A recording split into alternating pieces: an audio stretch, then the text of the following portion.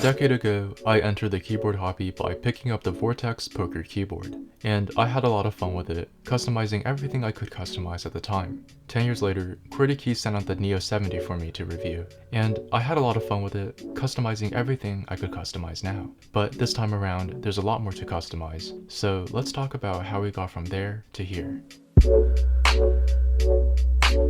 A decade ago, customizing a keyboard was straightforward. Pick your case color, select the cherry switch, snap on keycaps, and you're done. Simple, yes, but there wasn't much room for individual expression. Custom keyboards hardly felt truly personal. Fast forward to recent years, and the scene has exploded with options. You're no longer picking from a handful of choices, but navigating a sea of customization. Hundreds of switch types, keycaps in every shape and color, a variety of cases, plates, and even PCBs. However, this bounty of choices didn't come without its own complexities. With greater customization came the paradox of choice. More ways to make a keyboard yours, sure, but more ways to get lost in the details. Think back to a decade ago.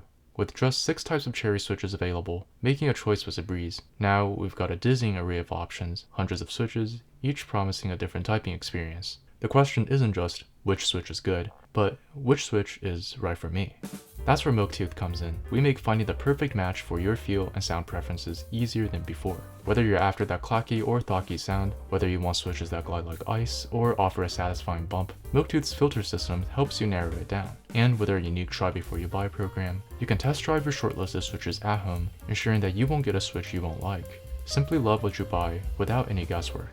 Plus, it's not just about choice, but also about value. Shopping for switches at Milktooth doesn't only mean enjoying a vast selection, but also saving money. On average, our customers see a 27% saving on switch purchases. With free shipping on orders over $49 and a hassle-free 30-day return policy, click the link in the description and start building your dream keyboard with the perfect switches from Milktooth. Analysis paralysis aside, timing was also a major factor. If you saw something you liked, but found out too late, you were out of luck. If you did find out about a product you liked in time for the pre-order or group buy period, you had to wait months, if not years, for the goods to be delivered. And sometimes the goods would never be delivered at all. The option for instant availability, buy it now and get it quickly, simply wasn't there. Sky-high prices were also an issue, especially if you had to pay resale prices. And even if you got your hands on a board, assembly was also quite cumbersome with intricate tasks like soldering. While these things are manageable for seasoned hobbyists, for newcomers, truly customizable and individualized keyboards were never a real option. With the Neo70, newcomers can finally cross the chasm between purchasing a generic product to something they could unconditionally call their own. So the Neo70 comes in a sturdy carrying case. It's not super portable though. Like, I'd feel comfortable putting it in check luggage, but I don't really see this fitting in backpacks. Upon unboxing, you'll see that everything needed for assembly is in the carrying case. When it comes to the case design, I think it's clean, especially the side profiles, and there's a nice smooth finish. I enjoy the silver colorway I got, and coming in at around 3 pounds built, the Neo70 feels weighty and high quality. Examining the design choices of the Neo70, we're presented with a function row-less layout. Personally, coming from a 60% board, I haven't been using a physical function row, so there wasn't much to adjust to there. There's also a little weight on the bottom. In general, I'm not too crazy about weights, but it's pleasant to look at. But looking back at the poker, customization was pretty straightforward, which also meant settling for a keyboard that was somewhat one-size-fits-all. Neo70 takes a leap forward, offering a range of colors, a variety of plates, and different weights to make the board truly yours. So let's explore a few tailored configurations to pinpoint exactly what your Neo70 could become.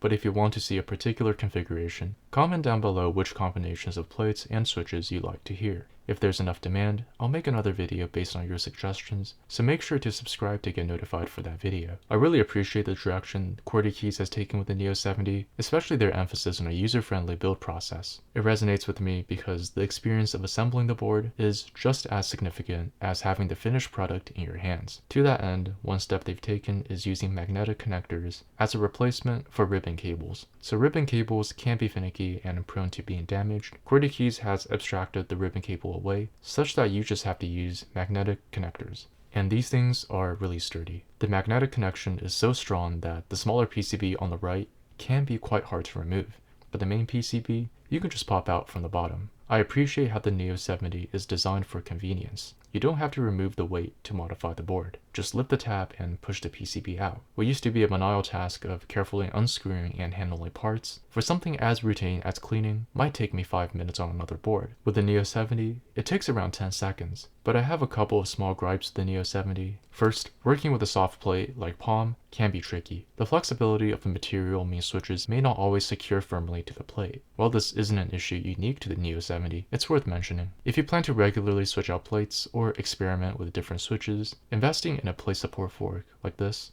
will make the process much smoother. The second minor issue is with the stabilizers. So QWERTY keys is committed to a screwless design with the Neo70. Given the magnets, understandable. But when it comes to installing the stabilizers, you have to put one of these tiny plastic tabs into a little slit to secure it onto the PCB, which was definitely one of the more annoying parts of the build process. Diving into more nuanced details, let's examine some of the secondary features that enhance the overall experience. The Neo70 is VIA compatible, so you can remap any keys to what you need. I'm not super into remapping, but I do use Vim arrow keys religiously since I don't have to move out of the home row whenever I need to edit text or move workspaces. For reference, back then, all I had on my poker were dip switches to switch from, say, QWERTY to Dvorak.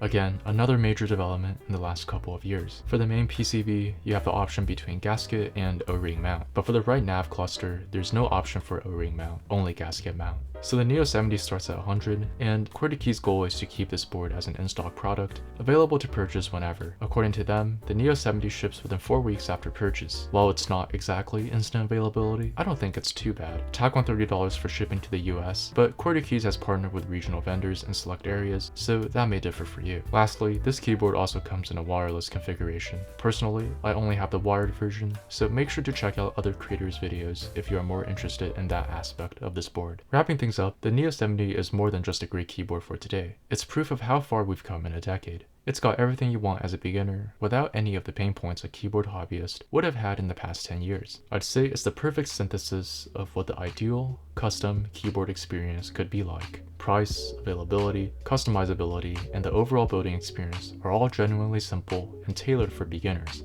And that's all I could ask for. But if you want to find the perfect switch for your Neo70 or any mechanical keyboard, make sure to watch this video here. Thank you so much for watching, and I'll see you guys in the next one.